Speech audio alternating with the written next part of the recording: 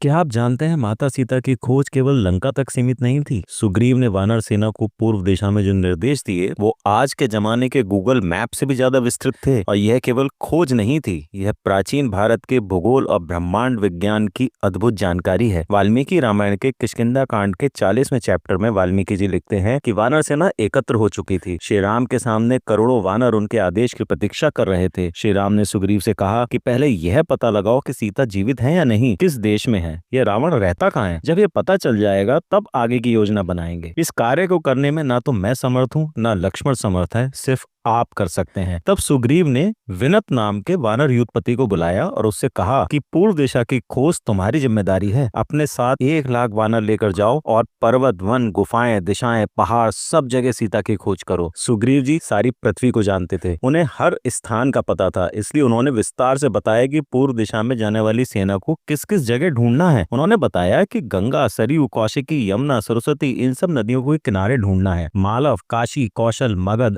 अंग आदि जनपद की छानबीन करनी है। चांदी की खदानों में खोजबीन करनी है। जिन द्वीपों पर, पर्वतों पर होकर जाना पड़ता है और जहां समुद्र को तैरकर पार करना पड़ता है, उन स्थानों में भी सीता को ढूंढना है। 7 राज्यों से घिरे हुए जावा, सुमात्रा और रूप्यक द्वीप जहां पर सोने की खाने हैं, वहां भी ढूंढना है। यवद्वीप के आगे शिशिर नाम का एक पर्वत मिलेगा, वहां पर पर्वतों से निकलने वाली बहुत सारी नदियों में इसके उपरांत एक महाभयंकर समुद्र मिलेगा जिसका पानी काले रंग का नजर आएगा। जब उसे पार करोगे तो लाल रंग के जल से भरे हुए समुद्र तट पर पहुंच जाओगे। वहां पर विश्वकर्मा का बनाया हुआ विंतानंद गरुड़ का एक सुंदर भवन है। वहां से आगे सफेद बादलों सा क्षीर समुद्र पड़ेगा। उस समुद्र के बीच में ऋषभ नाम का पर्वत है। उसके ऊपर सुदर्शन नाम का एक सरोवर है जिसमें चांदी के रंग के कमल खिले होंगे। जब इस समुद्र से आगे बढ़ोगे तो दूसरा महासागर मिलेगा। उस समुद्र से 13 योजन की दूरी पर सोने के रंग का एक पर्वत नजर आएगा। उस पर्वत के शिखर पर भगवान अनंत बैठे दिखाई देंगे। उनके पास ताड़ के चिन्ह से लगी हुई सोने की ध्वजा लहरा रही होगी। देवताओं ने इसे पूर्व दिशा की सीमा के रूप में स्थापित किया है। इसके बराबर में ही उदयगिरी पर्वत है जो 100 योजन लंबा है। उस पर्वत पर एक सोमनस नाम का शिखर है जो 10 योजन लंबा है। वामन अवतार में भगवान विष्णु ने पहला पांव इसी शिखर पर रखा था और दूसरा पैर मेरु पर्वत पर रखा था। इसके आगे पूर्व दिशा में नहीं बढ़ पाओगे क्योंकि वहाँ देवता रहते हैं। उस ओर